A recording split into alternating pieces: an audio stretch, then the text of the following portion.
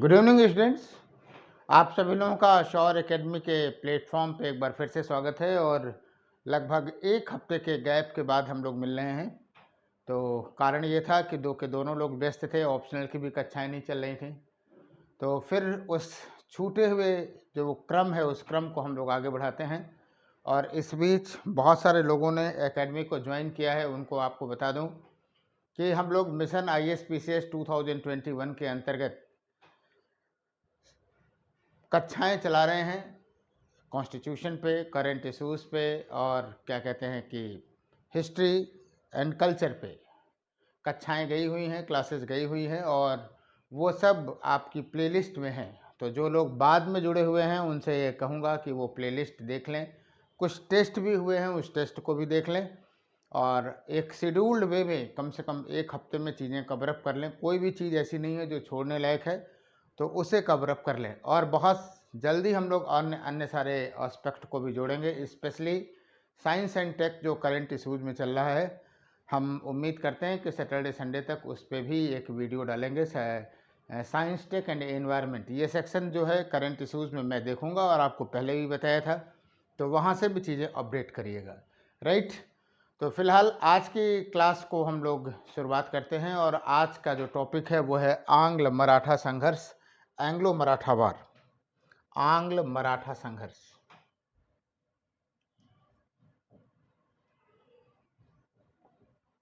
और हमने 18वीं शताब्दी में जब चर्चा किया था तो आपको पेशवाओं के काल की चर्चा किया था, याद होगा, है ना। बालाजी बाजीराव तक पूरे पेशवा को याद करने की ज़रूरत नहीं है। बालाजी बाजीराव पानीपत के युद्ध के बाद हुआ, तृतीय युद्ध के बाद। उसके बाद माधवराव हुआ, माधवराव के बाद नारायण राव हुआ। नारायण राव की हत्या करवा दी गई थी, आप जानते हैं, है ना। और उसके बाद माधव नारायण राव हुआ। एक क्रम है, आप जानते रहिए।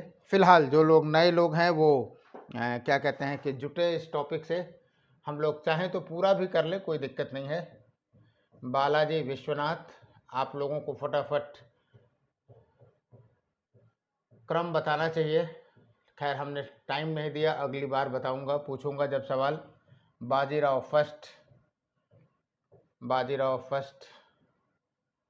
इसके बाद नेक्स्ट हुआ बालाजी बाजीराव, बालाजी बाजीराव। इसके बाद माधवराव, माधवराव। फिर नारायण राव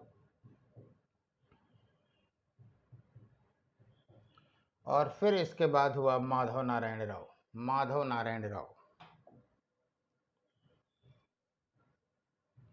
माधव नारायण राव। इसी के समय में होगा, आप जानते हैं, 1713 से 1720।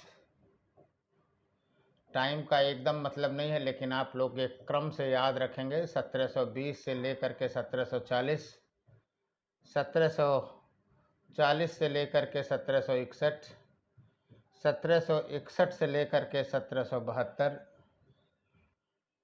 1772 से लेकर के 1773 और 1773 से लेकर के 1795। हम लोगों ने मराठा साम्राज्य पर अब तक 2 भागों में क्लास लिया हुआ है, 18वीं शताब्दी के मराठों पर।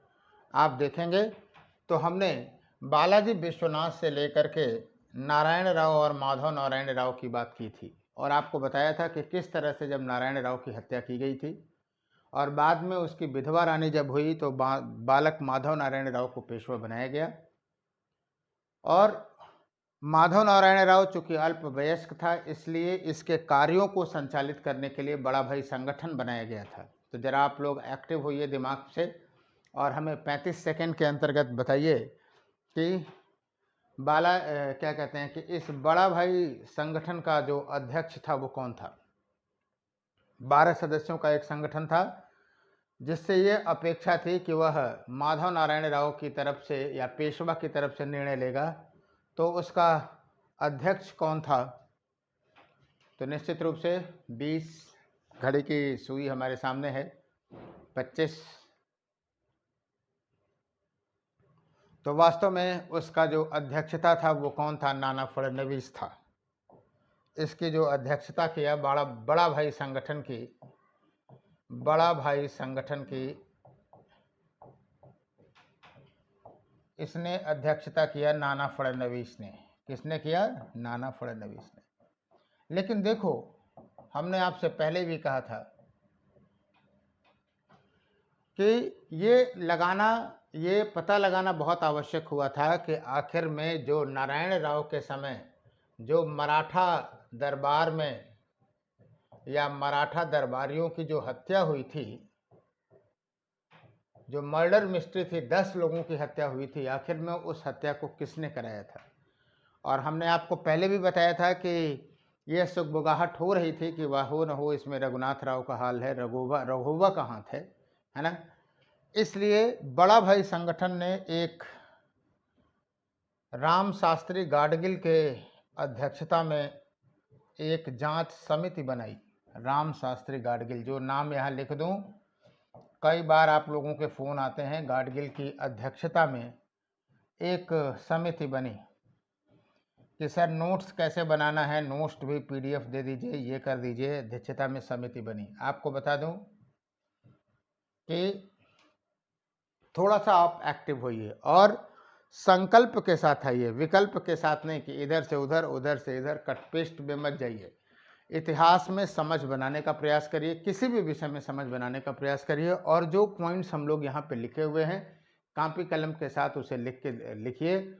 आपके 99% सवाल या 100% सवाल आप कह सकते हैं कि यहाँ से फंसेंगे, है ना, राइट। तो इन पॉइंट को याद में रखिएगा और वास्तव में बताएं कि राम शास्त्री गाडगिल बहुत ही क्या कहते हैं कि कठोर न्यायाधीश माना जाता था, और रघुनाथ राव ने ये देखा कि अब उसकी चोरी भी पकड़ी जाएगी और प्लस पेशवा बनने का तो कोई चांस ही नहीं है, क्योंकि लड़का अभी ये जस्ट पेशवा बना है। इसलिए पेशवा बनने की महत्वाकांक्षा लेते हुए 1775 में वो कहाँ चला गया? 1775 ईस्वी में रघुनाथ राव का पलायन हो गया। रघुनाथ राव का सूरत पलायन हुआ। और आपको बताऊं कि यही सूरत में जो पलायन हुआ, यही प्रथम आंग्ल मराठा युद्ध का कारण माना जाता है। प्रथम आंग्ल मराठा युद्ध का। और मज़ेदार बात देखिए, इतिहास कभी कभी अपने आप को दोहराता हुआ पता चलता है, प्रतीत होता है। प्रथम और दूसरे आंग्ल मराठा युद्धों का तात्कालिक कारण आप देखेंगे तो आपको यही दिखाई देगा। द्वितीय आंग्ल मराठा युद्ध में पेशवा चला गया ब्रिटिशों की तरफ, और प्रथम आंग्ल मराठा युद्ध में जो है रघुनाथ राव चला गया। तो प्रथम आंग्ल मराठा युद्ध का कारण जो है वो यही था। अब आइए जरा हम आपको एक कॉन्सेप्ट भी बताते हैं। उस समय की जो कंडीशन थी वो क्या थी कि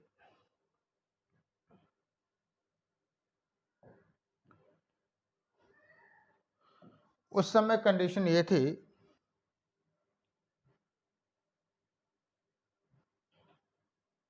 कि स्पेशली एक सूरत काउंसिल हुआ करते थे, सूरत मुंबई, और एक जो है आपका दक्षिण में मद्रास काउंसिल थी ब्रिटिशों की, और यहाँ थी कलकत्ता थी। तीनों काउंसिलें ब्रिटिश काउंसिलों की जो है क्या थी, स्वतंत्र निर्णय वो लेते थे। लेकिन ये माना जाता था कि कलकत्ता काउंसिल सुपरविजन करेगी इन दोनों काउंसिलों पर, और अगर कहीं कोई मतभेद होगा तो उस मतभेद का या उसका अंतिम निर्णय कौन लेगा? कोर्ट ऑफ डायरेक्टर्स लेंगे। ये सारी बातें हमने अपनी क्लासेज में चर्चा किया हुआ है। अब देखो, कलकत्ता काउंसिल को तो ये पूरा बंगाल, बिहार, उड़ीसा, अवध, जाट, ये सब फायदा ही फायदा था। काफ़ी लंबे समय तक इसने अपना प्रभाव 1773 तक बना लिया था। और मद्रास काउंसिल ने भी दक्षिण के क्षेत्रों पे अपना जरूर इम्पैक्ट बनाया था, खास करके बना रहा था, या आप ये कह सकते हैं कि इसका प्रभाव था। लेकिन सूरत काउंसिल को अभी ऐसा मौका नहीं मिला था कि सूरत काउंसिल अपना इम्पैक्ट दिखा पाए कि हम भी ब्रिटिश साम्राज्यवाद के प्रसार में सहयोग दे रहे हैं, ये मौका मिल नहीं पाया था अभी किसको, सूरत काउंसिल को। और ये मौका आपको दिखाई देगा प्रथम आंग्ल मराठा युद्ध के दौरान। जब बात इस तरह के इस नज़रिए से आई तो हम आपको एक बात जरूर बताना चाहेंगे कि अगर कभी भी आपसे प्रश्न पूछ लिया जाए कि निम्नलिखित में से कौन सी काउंसिल या कौन सी जो कंपनी है वो सर्वाधिक लाभ कमाती थी, तो आप जानते रहे बिना संदेह के लिखिएगा सूरत काउंसिल। और मज़ेदार बात है, चाहे ब्रिटिशर्स हों, चाहे फ्रांसीसी हों, चाहे क्या हों, जिनकी जो सूरत में जो कंपनी थी वो व्यापारिक दृष्टि से सर्वाधिक टर्नओवर उसी का रहता था। तो इसको एक रोचक वे में जानने की जरूरत है। फिलहाल आपको बताऊं कि जब प्रथम आंग्ल मराठा युद्ध के दौरान पेशवा का पलायन हुआ तो उसने किया सूरत की संधि, ट्रीटी ऑफ सूरत, याद रखिएगा। इस दौरान जितनी संधियां हुई और जितने युद्ध हुए, उन युद्धों को और संधियों को जानने की जरूरत है, और वो सारी घटनाएं एक दूसरे से जुड़ी हुई हैं। तो इस घटनाक्रम के कारण परिणाम घटनाएं ये सब इंटरलिंक है। जितना बढ़िया इंटरलिंकिंग रहेगी उतना बढ़िया आपको समझ में आएगा। सूरत की जो संधि हुई वो 7 मार्च 1775 को हुई। कहने की जरूरत नहीं है कि रघुनाथ राव और सूरत काउंसिल, बहुत सारे लोग बम्बई सरकार भी लिखते हैं, गलत नहीं लिखते हैं, वो बात की बातें लिख देते हैं, सूरत काउंसिल के बीच में हुई। इस संधि के क्या प्रावधान थे, जरा एक एक बिंदु को समझने का प्रयास किया जाए। इसमें यह कह दिया गया कि जो सूरत काउंसिल है वो रघुनाथ राव को पेशवा मानेगी। एक एक पॉइंट जानते रहिएगा। और आपको एक बात फिर बता दें कि ये जो समस्त जो वीडियो है हमारे, वो प्रीलिम्स के समय तक रहेंगी और उसके बाद इन सारे वीडियोस को हटा दिया जाएगा। 1750 के बाद जो घटनाक्रम इतिहास में आप देख रहे हैं वो घटनाक्रम मेंस के भी दृष्टि से महत्वपूर्ण रहेगा। तो घटनाएं यही हैं, बस इसका इलॉबरेशन और क्वेश्चन आंसर फ्रेमिंग करना होगा। तो हम लोग वो प्रोग्राम लाएंगे, तब लोग आप आइएगा, आप सभी लोग। फिलहाल रघुनाथ राव को पेशवा बनाना निश्चित हुआ, और जाहिर सी बात है जब लेन देन की बात की जाती है तो एक पक्षीय नहीं होता है, उसके लिए बहुत सारी शर्तें रहती है। 15-16 संधियां थी, कुछ संधियों को हम यहाँ पे लिखते हैं। रघुनाथ राव को पेशवा स्वीकार कर लिया गया, और ब्रिटिशों ने कहा कि रघुनाथ राव को पेशवा बनाने के लिए हम क्या करेंगे कि ब्रिटिशर्स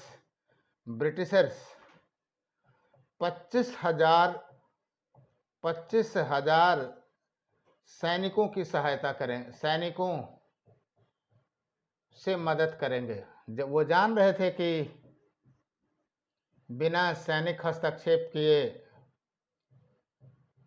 मामला निकलेंगे नहीं, करेंगे। और इसके बदले में क्या था, तीसरा पॉइंट लिख दें कि 1.5 लाख रुपए प्रति वर्ष रघुनाथ राव को देना होगा। इसका जो दर था वो 1.5 लाख रुपए था। और आपको बता दूं कि 6 लाख रुपए जमानत दिए गए, 6 लाख रुपए जमानत के रूप में मिले। यानी आप ये कह सकते हैं कि रघुनाथ राव ने 6 लाख रुपए यानी 4 वर्षों का जो खर्चा है वो पहले से ही दे दिया। किसको? ब्रिटिशर्स को दे दिया। 6 लाख रुपए जमानत में दिए। राइट। अब आपको बताएं, यह तय किया गया कि जब रघुनाथ राव पेशवा बन जाएगा तो सालसेट और बसीन का क्षेत्र, याद करिए ये, इसके लिए ये पहले से ही प्रयासरत थे कि सालसेट और बसीन का क्षेत्र ब्रिटिशों को दिया जाएगा। एक एक पॉइंट याद रखिएगा, सालसेट और बसीन का क्षेत्र ब्रिटिशों को दिया जाएगा। इसके बाद पेशवा ने यह भी बोला कि जो बंगाल और कर्नाटक पर, बंगाल एवं कर्नाटक पर मराठे आक्रमण नहीं करेंगे। जाहिर सी बात है ये उनके सहयोगी थे, तो इस तरह का वचन लिया गया, आक्रमण नहीं करेंगे।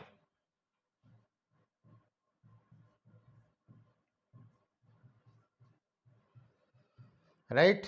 और जैसे ही ये सूरत की संधि हुई, आपको बताऊं कि सूरत की संधि ने, यानी कारण क्या हुआ, एकदम एक दूसरे से कोरिलेट करते जाइए कि जो पृष्ठभूमि यहाँ बन रही थी उस पृष्ठभूमि में रघुनाथ राव का सूरत पलायन हुआ।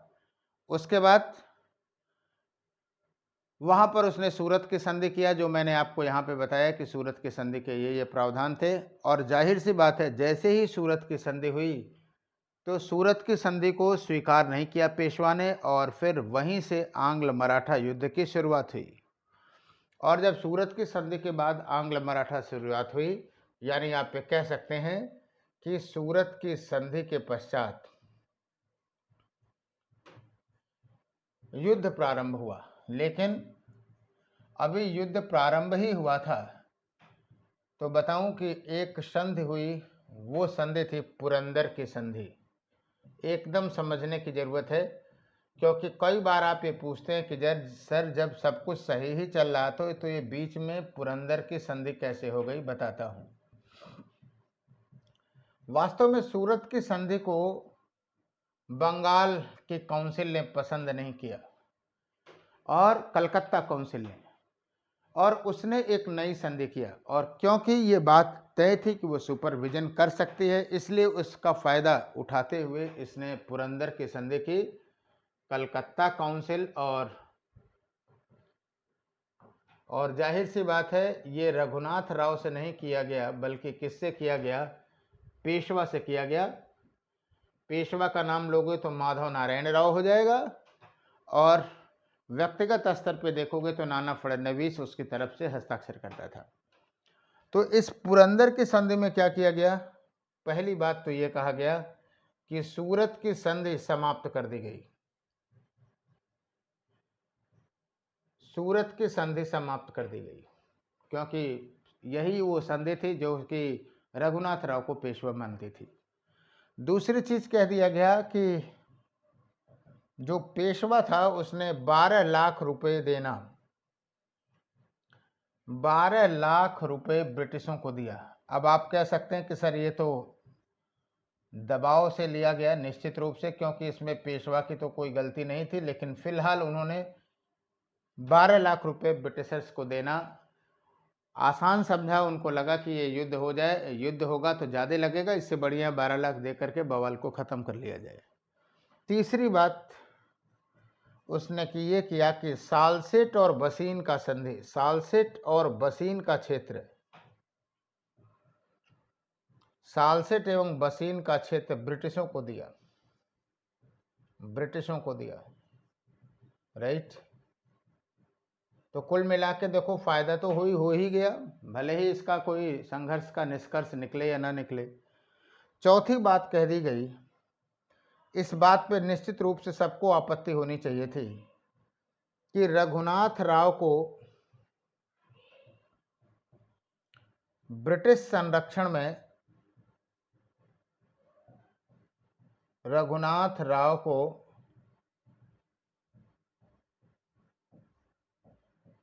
ब्रिटिश संरक्षण में क्या किया गया कि पेंशन दे दी गई।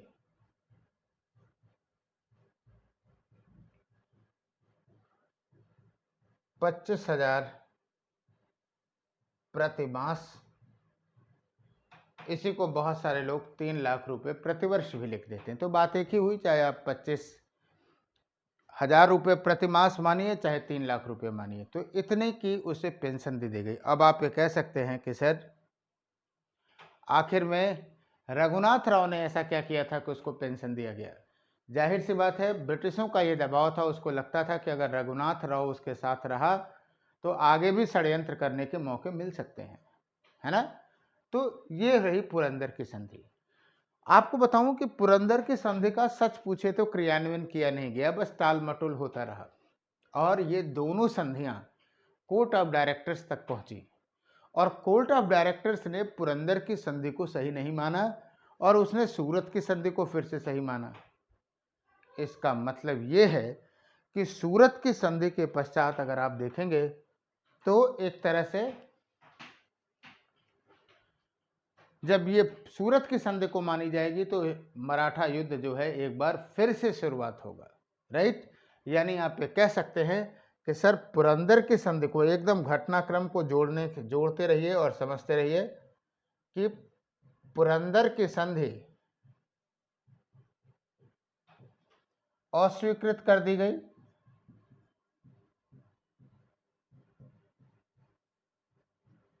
अस्वीकृत कर दी गई, और एक बार फिर से क्या हुआ कि युद्ध शुरू हुआ।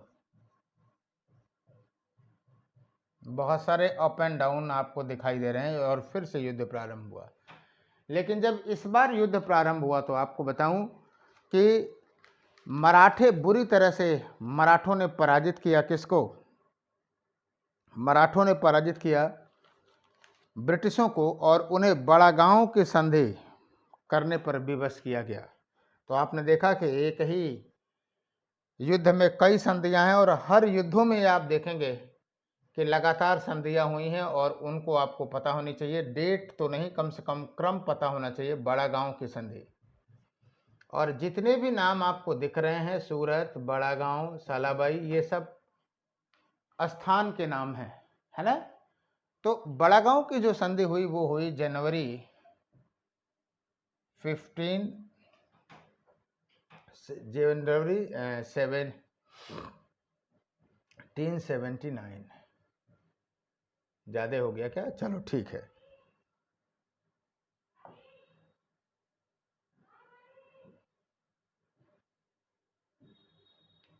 जन में 1979 में हुआ, राइट।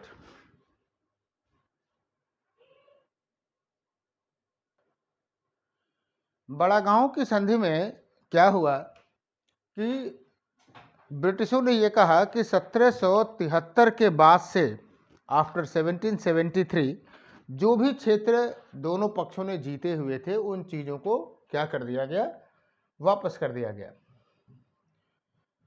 इस तरह के संधियों के प्रावधान आपको बहुत मिलेंगे कि विजित क्षेत्र वापस कर दिए गए, और ऐसा इसलिए मिलते हैं क्योंकि कोई निर्णायक तो युद्ध होता नहीं था, इसलिए विजित क्षेत्र वापस कर दिए गए, राइट। जाहिर सी बात है ब्रिटिशों के लिए बड़ी आत्मग्लानि की बात थी बड़ा गांव की संधि, है ना। और ब्रिटिश अधिकारियों ने, आपको बताऊं कि इसमें ब्रिटिश अधिकारियों को बंधक भी बना लिया गया। तो ये बात, इस बात को क्लियर थी कि यह संधि जो है मराठों के पक्ष में थी। और आपको बताऊं कि वॉरेन हेस्टिंग्स ने इस संधि को मान तो लिया, लेकिन उसने कूटनीतिक और सैनिक दोनों प्रयास करने शुरू किए। आपको बताऊं, एक तरफ कूटनीतिक रूप में अगर आप देखेंगे तो एंडरसन को कहा कि कोई न कोई संधि का रास्ता किया जाए, और दूसरी तरफ एक सेनापति था गोडार्ड, है ना, और उसे भेजा गया गोडार्ड को कि वो जा करके इस स्थिति से निपटने का काम करे। और आपको बताऊं कि इसी समय एक नई समस्या आई, यानी आप ये कह सकते हैं कि बड़ा गांव की संधि के बाद ब्रिटिशों ने कूटनीतिक और सैनिक प्रयास जारी रखे। ब्रिटिशों ने कूटनीतिक और सैनिक प्रयास जारी रखे, और कूटनीतिक में एंडरसन था और सैनिक में गोडार्ड था। दोनों का नाम जानिएगा। एंडरसन तो काफ़ी फेमस रहा, एंडरसन, और सैनिक में जो प्रयास था वो गोडार्ड का था, राइट। और आपको बताऊं कि इसके पश्चात क्या हुआ कि मराठों में भी एक नई समस्या आ गई, और वो आई कि इसी समय नकली भाऊ का उदय हुआ। आप कहेंगे कि सर ये कौन सी कहानी है? वास्तव में आप देखें तो इस प्रथम आंग्ल मराठा युद्ध में नाटक बहुत हुआ है, और उसी समय एक आया नकली भाऊ की समस्या। नकली भाव की समस्या। और ये नकली भाव की समस्या क्या थी? वास्तव में आप जानते हैं कि सदाशिवराव भाऊ जो था वो क्या था कि ये पानीपत के तृतीय युद्ध में मारा गया था, है ना। लेकिन 1782 में, 81-82 ईस्वी में क्या हुआ कि एक व्यक्ति आया जिसकी जो काठी है आप ये कह सकते हैं कि सर हूबहू मिलती थी किससे? हूबहू मिलती थी सदाशिवराव भाऊ से, और उसने कहा कि मैं मरा नहीं था, मैं छिपा हुआ था और मराठा राजनीति की दुर्दशा देख रहा था, इसलिए मुझे आना पड़ा। अब ज़ाहिर-सी बात है, नकली भाऊ नाम अगर एक बार पॉलिटिक्स में चला गया तो लोग उसके उसके तरफ आकर्षित होंगे ही होंगे, और सबसे बड़ी समस्या तो बड़ा भाई संगठन नाना फडणवीस को होगी, माधव नारायण राव की होगी कि अब क्या किया जाए, है ना? तो उस पे भी दबाव था। और आपको बताऊं, इसी समय ब्रिटिशों पर भी इस बात का दबाव था कि एक लंबे समय से युद्ध चल रहा था। इसी समय आंग्ल मैसूर युद्ध भी शुरू हो गया था। कंपनी आई थी किसके लिए? लाभ कमाने के लिए आई थी। तो कुछ निवेशक ऐसे थे, उनको ये लगता था कि कंपनी का युद्धों में खर्च ज़्यादा हो जा रहा है, तो ऐसी स्थिति में तो नुकसान ही नुकसान है, इसलिए युद्ध ना हो। कंपनी का क्या मानना था? कंपनी का ये मानना था कि कंपनी जो है अगर साम्राज्य बना ले जाएगी तो क्या होगा, अंततः उसे लाभ ज़्यादा होगा, है ना? तो ये दो प्रकार की विचारधाराएं आपको दिखाई देंगी, राइट? तो कहने का मतलब ये है कि इस समय दोनों लोग दबाव के बाद क्या हुआ कि इसका जो परिणाम हुआ वो हुआ आपको सालाबाई की संधि में देखा गया, ट्रीटी ऑफ सालाबाई में।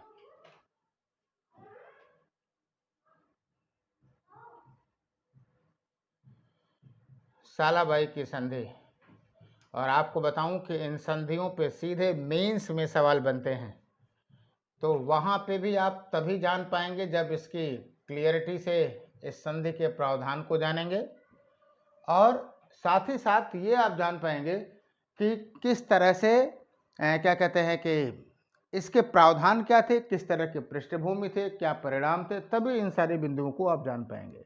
फिलहाल आपको बताऊं कि इस सालाबाई की संधि पे ब्रिटिशों की तरफ से हस्ताक्षर किया किसने? एंडरसन ने, नाम पूछा जा सकता है। और मराठों की तरफ से हस्ताक्षर किया किसने?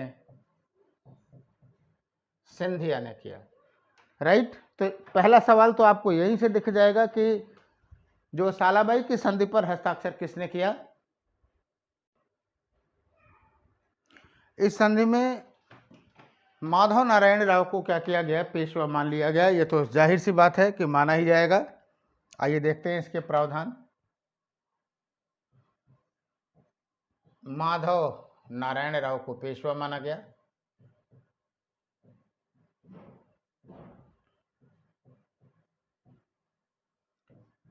सालसेट और जो बसीन का क्षेत्र था वो ब्रिटिशों को मिला। ये दो मांगे उनकी जो थी वो रघुनाथ राव को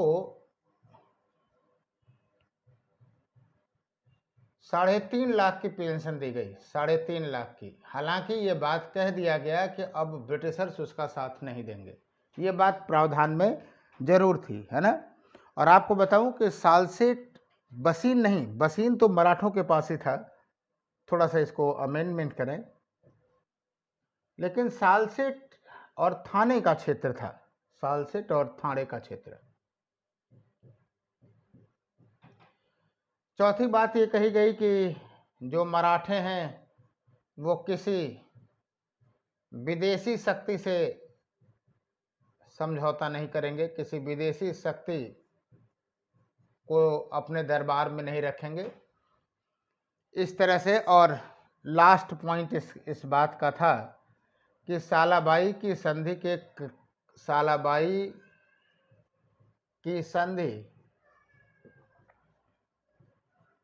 को क्रियान्वित करने का जो दायित्व है वो सिंधिया पर था। आप लोग पढ़ लीजिए, इस बात को बताता हूं। दायित्व सिंधिया पर था। मराठे के बाद रणजीत सिंह पंजाब। पढ़ने के बाद हम लोग एक टेस्ट बनाएंगे और वो उस टेस्ट में पूरा जो है मुगल साम्राज्य के पतन से लेकर के वहाँ तक, यानी 1857 के पहले तक एक टेस्ट बनाएंगे, और उस टेस्ट में आपको बेहतरीन से बेहतरीन प्रदर्शन करना है। और मैं जो प्रश्नों का जो स्तर है वो आपने पहले टेस्ट में भी देखा है, वो यूपीएससी के स्तर का ही रहेगा, है ना। तो आप लोग इसी को घोषणा मानिएगा, ये ना कहिएगा कि सर आप हमको 2 दिन का या 3 दिन का समय नहीं दिए। आप इसी क्लास की घोषणा को, इस बात को मानिएगा कि टेस्ट आपका होगा। फिलहाल इस सालाबाई की संधि का परिणाम ये हुआ, सबसे बड़ा परिणाम क्या हुआ, आप देखेंगे कि अगले 20 सालों तक मराठा और ब्रिटिश संबंधों में एक तरह से स्थिरता आ गई, है ना। अब आप सोचिए कि अगर कोई बहुत बड़ी शक्ति ब्रिटिशों के अगेंस्ट एक्टिव ही न रहे 20 साल तक, तो ये तो ब्रिटिशों के लिए रिलीफ की बात थी ना, तब तक उसने अन्य सेक्शंस पे अपना अधिकार भी कर लिया, राइट, बात समझ रहे हैं। और मराठा दरबार की जो स्थिति हो चुकी थी, राजनीति मराठा दरबार को कमजोर करती जा रही थी, है ना। तो फिलहाल सालाबाई की संधि की सबसे बड़ी सफलता इस बात में थी कि अंग्रेजों की दृष्टि से अगर आप देखा जाए तो एक उनका जो प्रमुख शत्रु था वो शांत हो गया, राइट। आपको बताऊं, फिलहाल 1795 की बात आपको बताता हूं, 1795 में जो माधव नारायण राव थे, माधव नारायण राव की मृत्यु हो गई। राव की मृत्यु हुई, कैसे हुई बताता हूं, छत से गिरने के कारण हुई।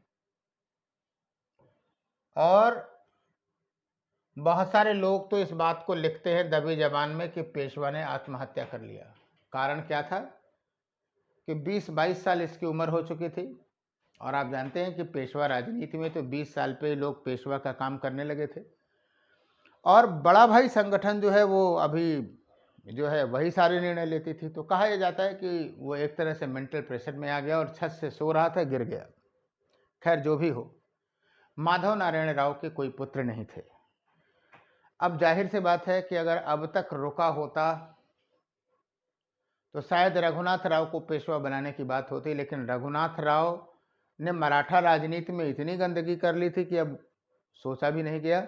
और फिलहाल माधव नारायण राव के पुत्र न होने की वजह से अंत में बड़ा भाई संगठन ने रघुनाथ राव के लड़के बाजीराव द्वितीय को पेशवा बनाया, बाजीराव द्वितीय। और आप देखेंगे कि पेशवाओं में यही सबसे अंतिम रहा, बाजीराव द्वितीय। 1795 में 1795 से लेकर के 1800 से लेकर के आप कह सकते हैं कि 1818 तक, 1795 से लेकर के 1818, यानी अगला जो 2 दशक था वो, उसमें पेशवा जो था वो कौन था, बाजीराव द्वितीय था, है ना। और जैसे कहते हैं ना कि योग्य पिता के योग्य पुत्र बड़े मुश्किल से मिलते हैं, तो नालायक पिता के नालायक पुत्र भी कम ही मिलेंगे, लेकिन वास्तव में ये नालायक पिता का महानालायक लड़का था। खैर इस बात को हम लोग आगे बढ़ते हैं, देखते हैं राजनीति कैसे डेवलप होती है, उसकी बात हम चर्चा करते हैं। फिलहाल 1800 ईस्वी में क्या हुआ कि नाना फडणवीस की मृत्यु हो गई, और ये स्वाभाविक मृत्यु थी नाना फडणवीस की। और आपको बताऊं कि पामर जो है वो लिखता है कि नाना फडणवीस के साथ ही जो मराठों की बुद्धिमत्ता है वो बुद्धिमत्ता भी चली गई, है ना। और आपको बताऊं कि इसके बाद क्या हुआ कि जो पेशवा की जो राजनीति थी, आप ये कह सकते हैं कि पेशवाओं पे मराठों का दबाव बढ़ने लगा। मराठा संघ याद आ रहा है आपको कि किस तरह से सिंधिया थे, होलकर थे, है ना, गायकवाड़ थे, भोसले थे, ये जो प्रमुख मराठा सरदार थे, इनसे मिलकर के जो मराठा संघ बना था, उसमें क्या था कि पेशवा एक तरह से उस मराठा संघ का को क्रियान्वित करता था, और जो शासक था वही प्रधान हुआ करता था। यही सिस्टम था। लेकिन बाजीराव जो द्वितीय था वो क्या किया, आपस में ही गणित करने लगा, यानी एक तरह से कूटनीति खेलने लगा मराठा सरदारों में, राइट। और इसी बीच क्या हुआ कि मल्हार राव होलकर, है ना, खास करके सिंधिया और होलकर में आपको बताऊं कि सिंधिया और होलकर इन दोनों लोगों ने ये सोचा कि हमारा वर्चस्व रहे, यही प्रमुख थे भी। उस समय सिंधिया और होलकर ने वर्चस्व स्थापित करना चाहा, वर्चस्व स्थापित करना चाहा, राइट।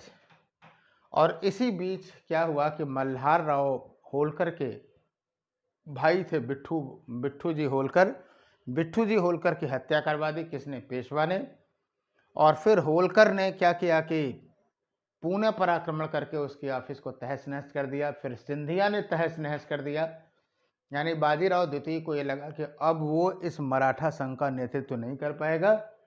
तो उस समय एक ही विकल्प था, और वो विकल्प उसके पिता ने ऑलरेडी अपनाया था कि बाजीराव द्वितीय जो है, यानी आप ये कह सकते हैं कि सर सिंधिया और होलकर के वर्चस्व स्थापित करने के क्रम में क्या हुआ कि बाजीराव द्वितीय पलायन कर दिया।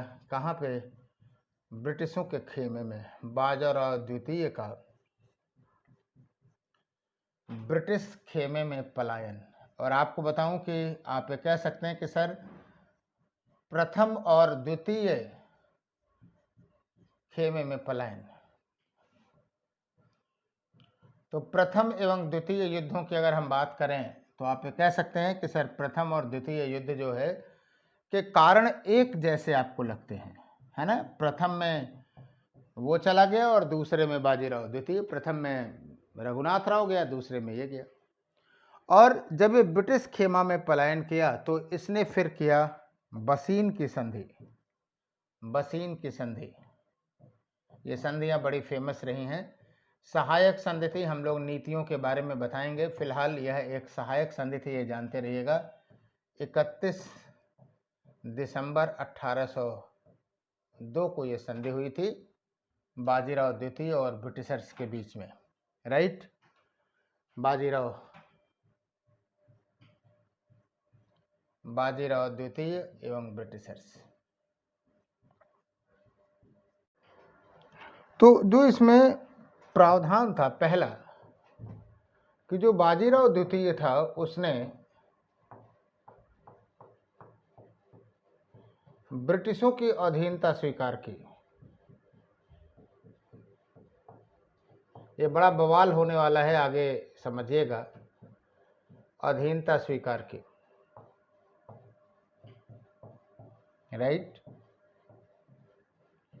और खास करके जो नर्मदा और ताप्ती के बीच का क्षेत्र था वो क्षेत्र दिया। नर्मदा ताप्ती के क्षेत्र का क्षेत्र जो है इससे 25 लाख रुपए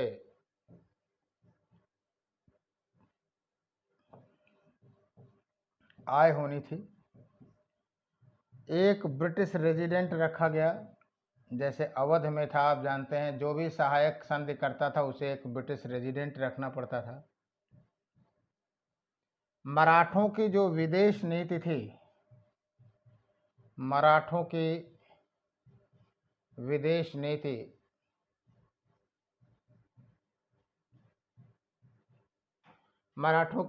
नीति जो है वो क्या थी? ब्रिटिशों के अधीन कर दी गई। आपको बताऊं कि जब हम लोग बसीन की संधि की चर्चा करते हैं तो मेंस में कहो पूरी एक क्लास इसी पे लेते हैं, लेकिन यहाँ इतना जानना बहुत पर्याप्त है कि आप इतना ही जानिए। हम लोग जब चर्चा करेंगे तो वहाँ भी चर्चा करेंगे।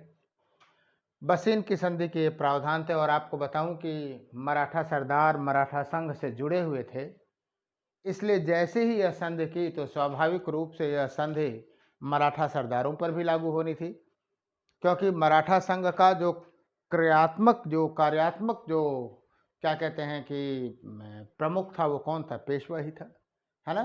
तो ऐसी स्थिति में आप ये कह सकते हैं कि जो है ब्रिटिश या मराठा सरदारों ने विरोध करना शुरू किया। और सबसे पहले विरोध किया किसने? भोसले ने। किसने? भोसले ने। और उस भोसले को पराजित करके देवगांव की संधि करने के लिए विवश किया गया। और देवगांव की संधि हुई 17 दिसंबर याद रखना, ये कभी सुमेलित करवाया जा सकता है क्योंकि द्वितीय जो आंग्ल मराठा युद्ध था उसमें से अधिकांश संधियां दिसंबर में ही हुई हैं। तो 17 दिसंबर को हुई और ये भोंसले और ब्रिटिशर्स के बीच में हुई। और अब ये अलग संधि हुई और यह संधि भी क्या थी, यह संधि भी जो है वो सहायक संधि थी। यानी अब देव भोसले को भी अपनी सहायता के लिए क्या करना पड़ा कि रखना पड़ा, सहायक संधि रखना पड़ा, राइट। और निश्चित रूप से इसके लिए आप कह सकते हैं कि जो कुछ क्षेत्र भी, क्योंकि जब सुरक्षा का दायित्व लिया जाएगा तो कुछ न कुछ क्षेत्र दिया जाएगा ही। तो जो कटक एवं वर्धा का बीच के क्षेत्र था, कटक एवं वर्धा के बीच का क्षेत्र मिला। आप बहुत अच्छे ढंग से जानते रहिए कि जब भी कोई व्यक्ति सहायक संधि करता था और उसकी सुरक्षा का उत्तरदायित्व तो कंपनी पर आ जाता था, तो कंपनी उसके लिए पैसा चार्ज करती थी। और वो पैसा दो रूपों में हो सकता था, या तो वो नगद दे या तो क्षेत्र दे। और कंपनी प्रायः क्षेत्र लेना चाहती थी, क्यों? क्योंकि क्षेत्र से वो अपने और भी अधिक पैसे निकाल सकती थी, है ना। तो कुल मामला पैसे के ही इर्द गिर्द था। फिलहाल इसके बाद सिंधिया ने विरोध किया और सिंधिया को पराजित किया गया और उसे किया गया सुरजी अर्जन गांव की संधि। सुरजी अर्जन गांव की संधि।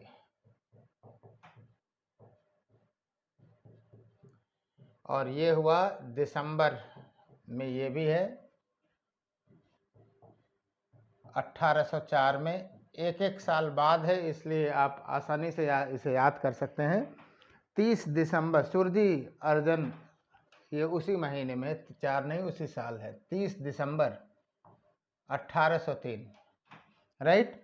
और सुरजी जो अर्जन गांव की संधि थी वो थी सिंधिया और ब्रिटिशों के बीच हुई, सिंधिया एवं ब्रिटिशों के बीच हुई।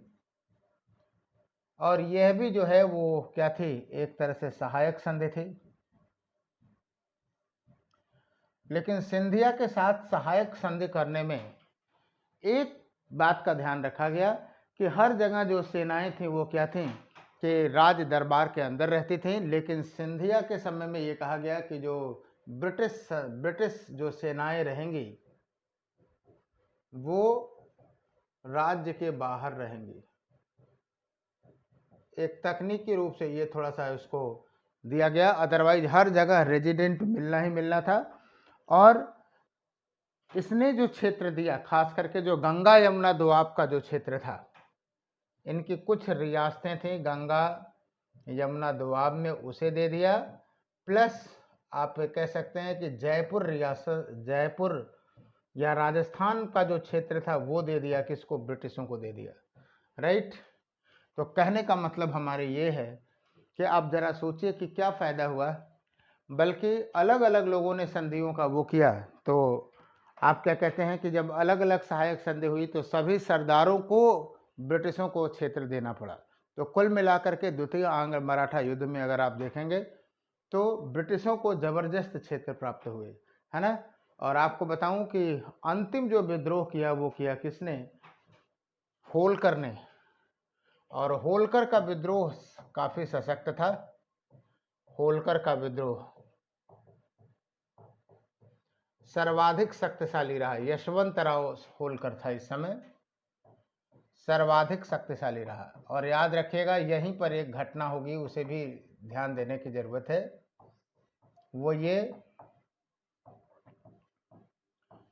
कि यशवंतराव जो होलकर था वो सहायता मांगने के लिए रणजीत सिंह के दरबार में पहुंचा। और जब सरकार रणजीत सिंह के दरबार में पहुंचा तो आपने देखा कि पीछे पीछे जनरल लेक जा रहा था। और जनरल लेक ने ये दबाव बनाया कि नहीं, जो है मराठों को सहयोग ना करो। तो आप ये कह सकते हैं कि यशवंतराव होलकर ने एक तरह से सिख राज्य की तरफ भी ब्रिटिशों का संपर्क करा दिया। और यहीं से फिर सिखों पर भी दबाव बनने की जो आशंका है या जो संभावनाएं हैं वो वहाँ बनेंगी। फिलहाल यशवंतराव होलकर को वहाँ मिला नहीं और युद्ध लंबा चल रहा था, इसलिए राजपुर घाट की संधि हुई। दोनों पे दबाव था ही, तो राजपुर घाट की संधि हुई 1805 में। ये भी सहायक संधि ही थी 1805 में, सबसे अंत में यही हुई। और आप ये कह सकते हैं कि जो चंबल नदी के उत्तर का भाग था वो क्षेत्र दिया किसने? नदी के उत्तर का क्षेत्र मिला ब्रिटिशों का। यानी कुल मिलाकर के आपने देखा कि द्वितीय आंग्ल मराठा युद्ध के दौरान जो मराठा सरदार थे या जो ब्रिटिशर्स थे, आप ये कह सकते हैं कि एक लंबे क्षेत्र में या मराठा संघ जो है वो एक तरह से पूरी तरह से आश्रित हो गया, क्योंकि सबकी सुरक्षा का जो दायित्व है वो किसके पास चला गया? ब्रिटिशों के पास चला गया। और ऐसे व्यक्ति के पास सुरक्षा का उत्तरदायित्व हो गया कि वहाँ से, यानी जो एक हमेशा जोक कहा जाता था कि जो भी मित्रों के ब्रिटिशों को मित्र बनाता था या सहायक संधि पर हस्ताक्षर करता था, उसको फिर शत्रु खोजने की जरूरत नहीं थी। समय के साथ, परिस्थितियों के साथ वो उसमें हस्तक्षेप कर ही दिया करते थे। आपको बताऊं, जो तृतीय आंग्ल मराठा युद्ध है, आपको बताते हैं, आगे अगली चर्चा करते हैं तृतीय आंग्ल मराठा युद्ध के संदर्भ में। फिलहाल ये संधियां आप लोग हमेशा याद रखिएगा। तृतीय आंग्ल मराठा युद्ध, और कौन गवर्नर जनरल हुए, वायसराय हुए? अभी तो खैर वायसराय का समय ही नहीं आया, तो गवर्नर जनरल्स पे भी ध्यान देने की ज़रूरत है। पहला जो हुआ वो वॉरेन हेस्टिंग्स के समय हुआ, दूसरा हुआ जो है आपके पास बेल्जली के हुआ, और तीसरा जो होगा वो लॉर्ड हेस्टिंग्स के समय में होगा 1817 में। लॉर्ड हेस्टिंग्स, आइए समझते हैं, इसको भी समझने का प्रयास करें। वास्तव में लॉर्ड हेस्टिंग्स के समय में जो युद्ध हुआ वो आप ये कह सकते हैं, इसका कारण क्या था? सर्वश्रेष्ठता, मराठों की, ब्रिटिशों की सर्वश्रेष्ठता स्थापित करना। ब्रिटिशों की सर्वश्रेष्ठता स्थापित करना। अब तक लगता था कि ब्रिटिशर्स जो है मैसूर, निजाम सबसे निपट चुके थे, तो अब मराठा संघ को भी निपटाने की ज़रूरत आ गई थी। तो इसका कारण ये था कि ब्रिटिश सर्वश्रेष्ठता को स्थापित करना। लॉर्ड हेस्टिंग्स के समय की बात है, राइट। आइए आगे बढ़ते हैं। ठीक है, तृतीय आंग्ल मराठा युद्ध को जोड़ा जाता है किससे? पिंडारियों के कारण से। इस युद्ध का जो संबंध है, जो ब्रिटिश साम्राज्यवादी इतिहासकार कहते हैं कि वास्तव में यह एक पिंडारी युद्ध था जो कि मराठा युद्ध में बदल गया। ये बात सही नहीं है ना? कहा जाता है, साम्राज्यवादी दृष्टिकोण भर है। वास्तव में पिंडारी जो थे वो क्या थे? पिंडारी एक तरह से मराठा लुटेरे थे, है ना?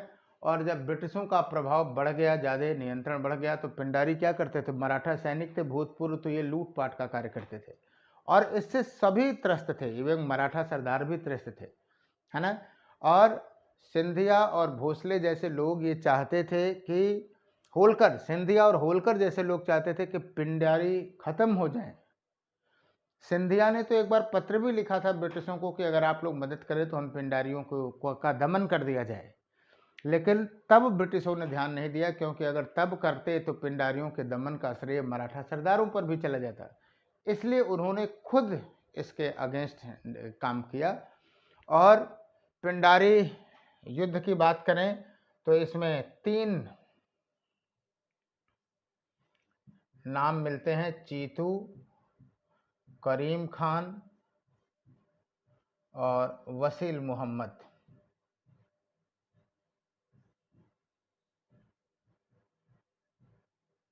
तीन नेता हैं पिंडारियों के।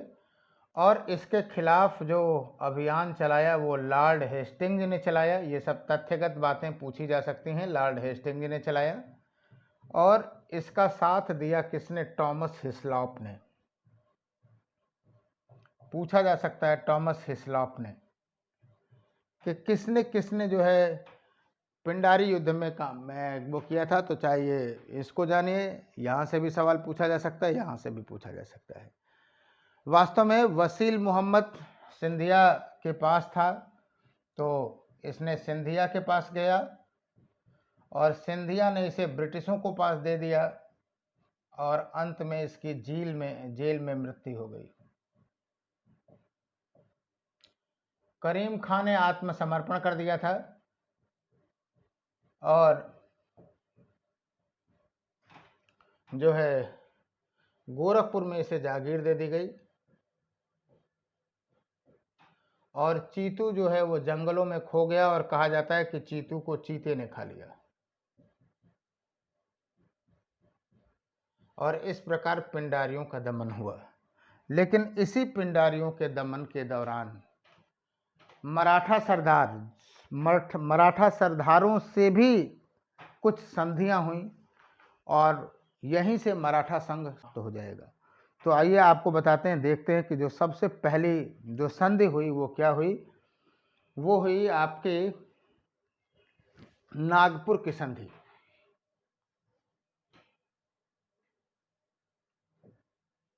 नागपुर की संधि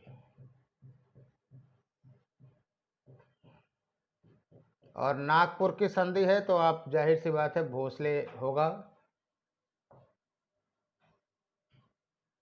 नागपुर की संधि 1816 में हुई, मार्च 1816 में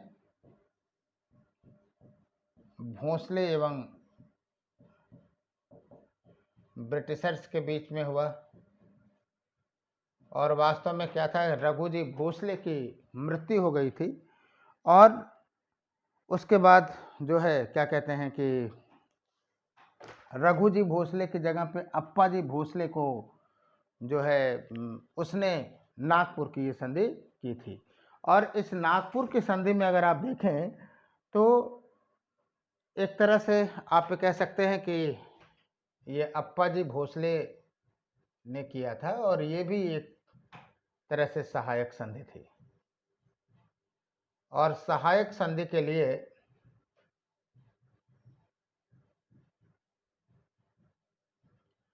6 बटालियनें रखी गई, है ना। और उसने क्या कहते हैं कि लगभग 7.5 लाख रुपए वार्षिक रूप से अपने राज्य की रक्षा के लिए देना उसने स्वीकार किया। इसके बाद हुई संधि, पेशवा से संधि हुई 3 जून 1817। अब आप देखिए कोई स्पष्ट कारण नहीं दिख रहा है कि क्यों युद्ध हुई, लेकिन वही वाली बात है। पूना की संधि आपको बताता हूं। पूना की संधि 13 जून 1817 को हुई। 18 मोटी मोटा भी याद रखें, एग्जैक्ट सन याद रखना जरूरी नहीं है, लेकिन इतना तो जरूर रखने की जरूरत है कि जो पूना की संधि हुई इसी से क्या हुआ कि आप कह सकते हैं कि बाजीराव द्वितीय और ब्रिटिशर्स के बीच में हुआ। बाजीराव द्वितीय और ब्रिटिशर्स के बीच में हुआ। और इस संधि से क्या हुआ कि मराठा संघ समाप्त कर दिया गया। खत्म, कहानी हो गई, मराठा संघ समाप्त हो गया। अब आप कभी कभी सोच सकते हैं कि सर आपने यहाँ बोला कि पिंडारियों से कोई खास महत्व नहीं था, संबंध नहीं था और कम से कम पेशवा के साथ तो नहीं थे, तो फिर पेशवा को क्यों दबाव बनाया गया। तो इसके लिए हमें एक कहानी याद आती है। वो कहानी आपको बताऊंगा कि एक बार शेर को क्या हुआ कि जो नदी के किनारे जंगल में एक मेमना था, उसको खाने की जो है क्या कहते हैं कि लत लगी को मेमना को खाना चाहता था। तो मेमने ने क्या किया कि उसने कहा कि भाई आप तुम जो है इसका पानी क्यों पी रहे हो, ये तो तुमने हमारा पानी जूठा कर दिया नदी का, अब तुमको दंड देंगे। मेमने के पास बुद्धि आई, उसको लगा कि यार पानी तो शेर की तरफ से ही आ रहा था, तो कहा कि साहब मैं जूठा नहीं कर रहा था, मैं तो आपका जूठा पी रहा था। फिर मेमने ने कहा कि अच्छा तुम नहीं किए थे तो हो सकता है तुम्हारी माँ ने किया रहा हो। और फिर उसने वो मेमने को क्या करता है, अटैक करके उसको निगल लेता है। कहने का मतलब हमारे ये है कि जब ये निश्चित ही है कि हमें इस राज्य को अलग निगल ही जाना है, तो उसके लिए कारण का क्या मतलब है ना। तो अकारण भी चीज़ें कारण में बदल दी जाती थी। वो जानता था कि चूंकि सुरक्षा का दायित्व तो बाजीराव द्वितीय पर है ही, तो अब उसको हम पराजित करके या उस पर दबाव डाल करके संधि कर ले तो कोई रोक नहीं सकता है। तो फिलहाल मराठा संघ को समाप्त कर दिया गया। इसके बाद उसने क्या कहा कि चलो बाजीराव द्वितीय को पेंशन याफ्ता बना दिया गया। उसने कहा कि अब हम आपको पेंशन देंगे, द्वितीय को पेंशन याफ्ता बना दिया गया। अंतिम निष्कर्ष यही होना था।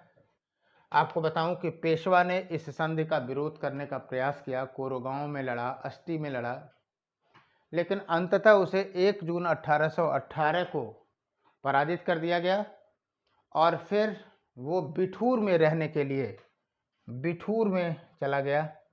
कानपुर के पास है, बिठूर में वो रहने लगा। यानी कुल मिलाकर के आप ये कह सकते हैं कि सर पूना की जो संधि है वो इस मामले में महत्वपूर्ण है कि अंततः पूर्णिमा की संधि से ही ये चीज़ें चली गई। इसके बाद हुआ ग्वालियर की संधि हुई 5 नवंबर 1817, ग्वालियर की संधि।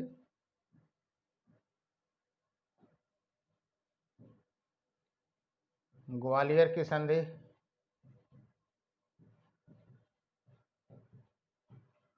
5 नवंबर 1817 को हुई।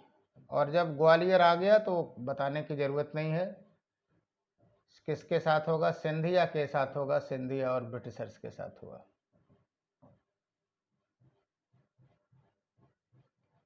और ये भी एक तरह से सहायक संधि थी, है ना। और ये भी कहा गया कि अब पिंडारियों के साथ जो संबंध था सिंधिया का वो नहीं रहेगा, राइट। और कुल मिलाकर के ग्वालियर जो है इस संधि के पश्चात जो सिंधिया है वो ब्रिटिशों का सदैव अधीनस्थ बना रहा। और मंदसौर की संधि हुई अंत में। मंदसौर की संधि जनवरी 1818 में हुई है।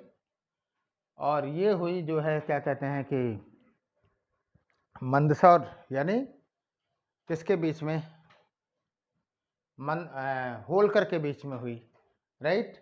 और आप कह सकते हैं कि इसके बाद मराठा संघ जो है वो बुरी तरह से क्या हुआ, अपदस्थ हो गया। और अल्टीमेटली जो मराठा क्षेत्र था, आपको बताऊं कि जो पुराना साहू का जो एक वंशज था उस वंशज को दे दिया गया, है ना। नाम आता है उनका प्रताप सिंह, राइट। क्लियर है। तो ये सारी संधियां जो है होलकर के साथ हुई। यानी कुल मिलाकर के मराठा सरदारों का मराठा संघ जितने जो स्वायत्त सरदार थे उनको अधीनस्थ बना दिया गया और ये ब्रिटिशों के समर्थक बने रहे। और जो शाहू का राज्य था उस शाहू पेशवा के पद को समाप्त कर दिया गया, उसको पेंशन याफ्ता बना दिया गया। और जो मराठों का जो पूरा क्षेत्र था वो प्रताप सिंह को दिया गया। आपको बताऊं कि जो प्रताप सिंह की जो माता थी वो हमेशा इस बात के लिए शुक्रिया अदा किया और उन्होंने कहा कि जब तक सूरज चांद रहेगा तब तक ब्रिटिशर्स नाम रहेगा। क्यों? क्योंकि वो तो अपहृत था ही, अब छोटे से ही क्षेत्र पे सही कम से कम प्रताप के नियंत्रण में आ गया। प्रताप सिंह भी क्या हो गया, मराठों का अधीनस्थ बन गया।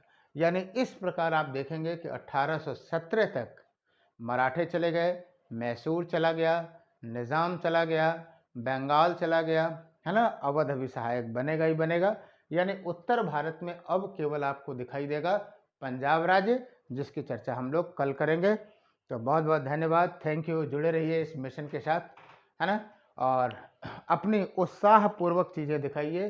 टेलीग्राम ग्रुप में हमने जो है क्या कहते हैं कि बनाया है आपको, टेलीग्राम ग्रुप में भी आप सभी लोग शामिल होइए।